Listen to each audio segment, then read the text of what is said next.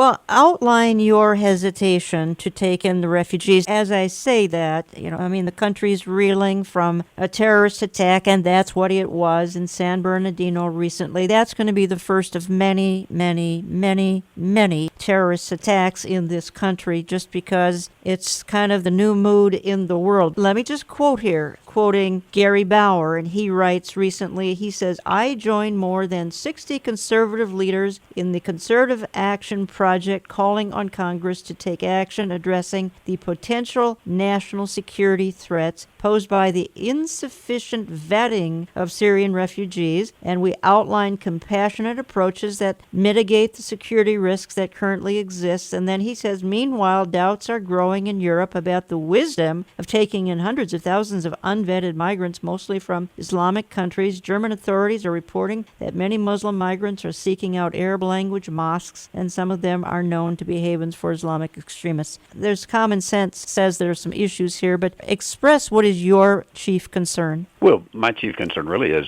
twofold. One is that it is absolutely impossible for us to bring fighting-age males in from Syria and not bring in some terrorists with it. They have been honestly bred to kill many of these from the days they were born. You can see this just by looking at Arab curriculum and the things that these children are taught in the Middle East, that it is a value to kill the infidel. And while not all Syrians adopt that value, there's enough of them that we just can't vet them all that way. There's a mindset and a worldview that says, I've got to take the land for Islam.